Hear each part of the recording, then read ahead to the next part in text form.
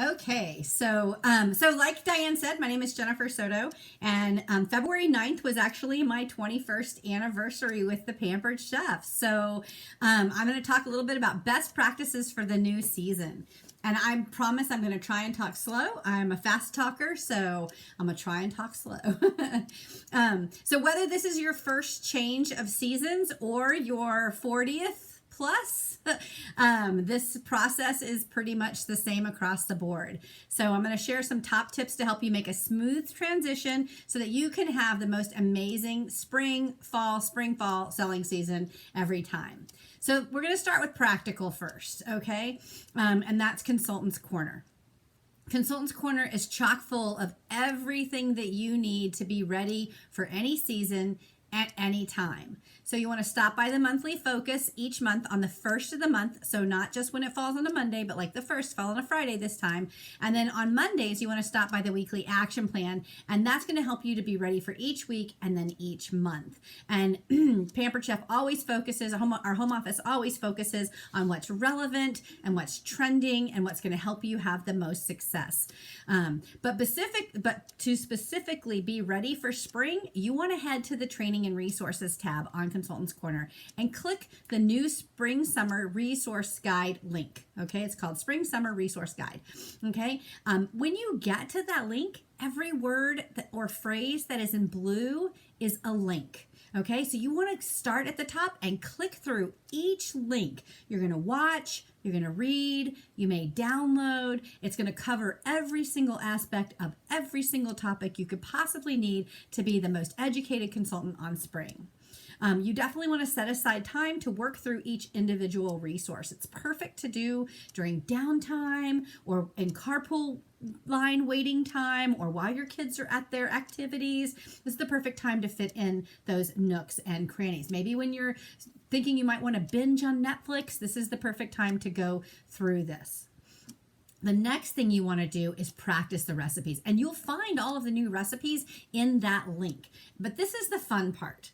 So you want to go through the recipes and practice them so that you have 1 to 2 that are kind of like your go-to, and you know them. You can use them for your cooking shows, and having 2 is great because if you do a show and you've done the California chicken club ring, then you can say, oh, well, the next show you can offer something different.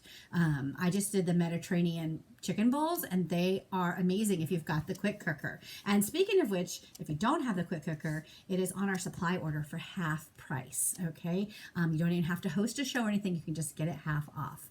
So that's pretty cool, which means you can also use PC dollars for it. So that's pretty awesome. So you want to have 1 to 2 recipes that are your go-to for cooking shows or something that you can demo for your virtual parties. Pick ones that show different products to encourage booking based on what the special is for the month or the upcoming month, whichever month you're trying to book. While you are practicing these recipes, have your camera on. This is something that's hard for us to think about sometimes if you're not used to that, but this will help you to build a library of videos for your parties and for social media. And there's programs on your phone, on your computer for free that you can easily take a snippet out if you just want to feature one product or you just want to speed up and show the recipe. There's all kinds of easy software that you can do that with, even if you are a novice and have never done it before. Google's your best friend when it comes to that. But you can edit and cut on your phone or on a program on the computer, so you can take out pieces that you want. But also, if you don't want a video, you can go live. If you don't want a video, you can go live. This is usually, most people would prefer to video than go live, but I encourage you to video or go live while practicing your recipes. And this will tease your audience and it will generate interest for those bookings.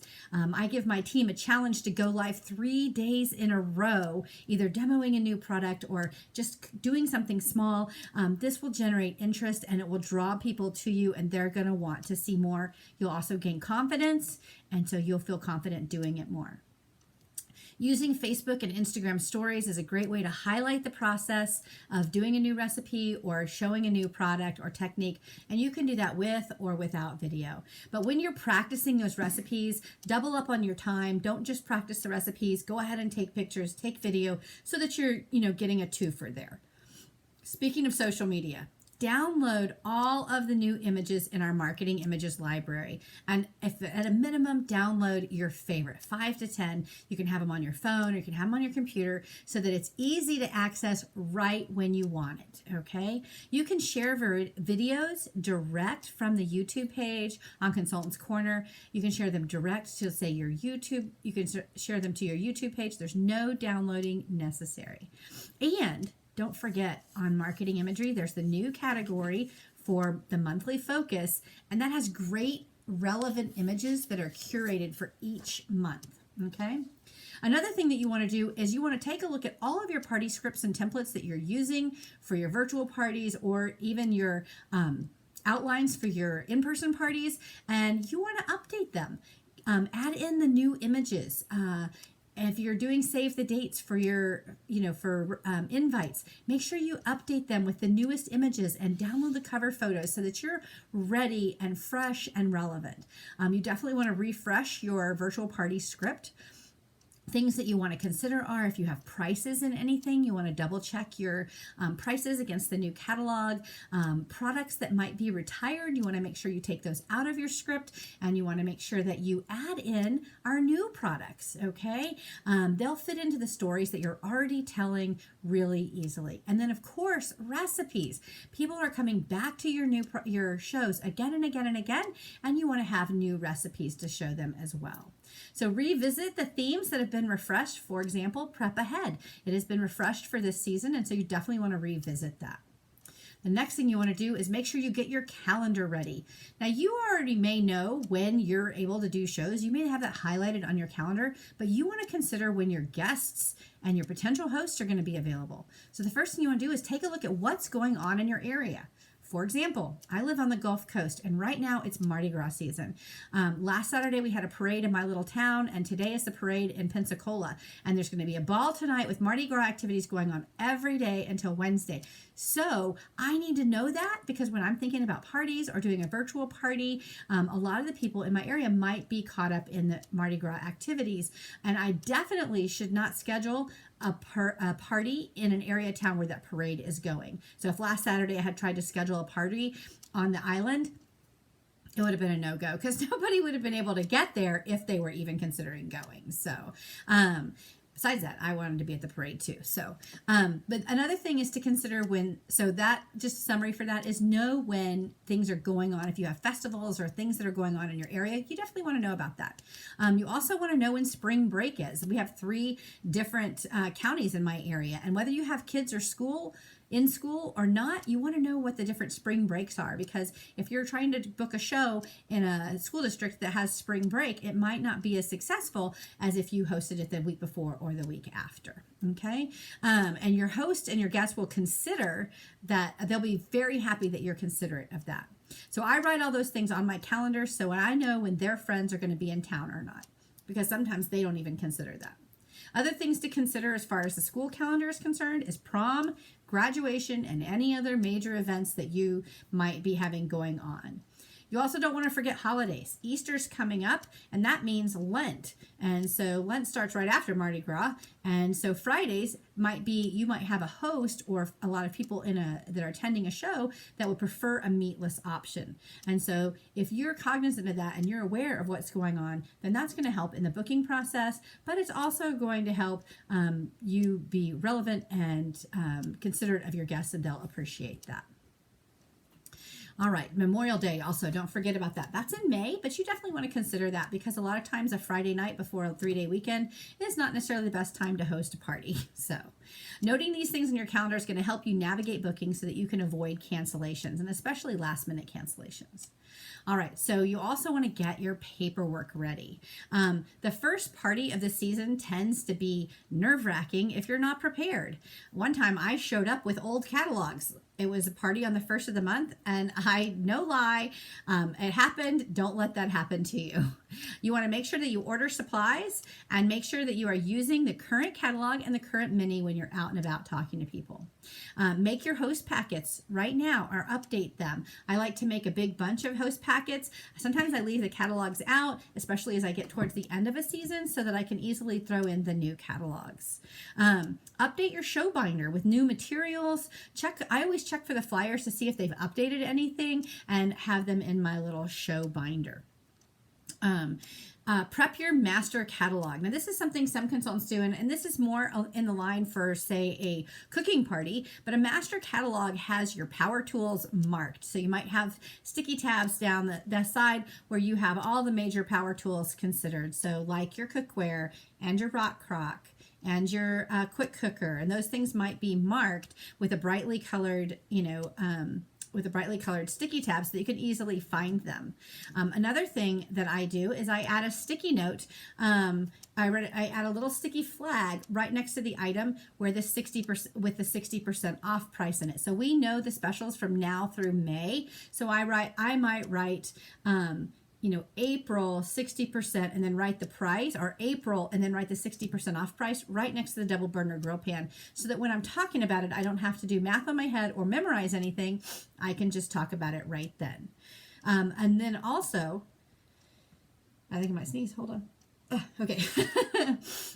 Also, take a brightly colored marker like a Sharpie. I use teal for everything. And I went through and all of the big items, the power tool items that I talk about as being half price booking tools, I went in and wrote the prices in there. I majored in history, not math when I went to college. So public math is kind of scary for me. And so that I don't have to memorize anything, I have it all written. It also makes your job look easy. People can say, oh, she doesn't memorize anything. She just writes it down.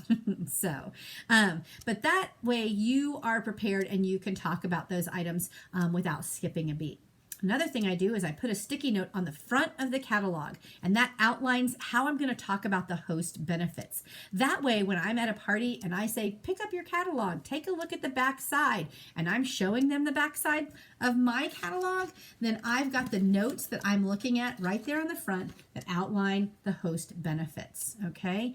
Likewise, I put a sticker on the page directly across from the kits. So when I'm talking about the opportunity and I tell them the number one thing that people ask me about is the kits, and I flip that page around and show them, but I'm looking at the sticky note that has my notes on sharing the opportunity. Okay, so this makes it just a little bit easy on you. If you're nervous, if you're afraid to do these things, then you've got those notes outlined. You don't have to think about it. Okay.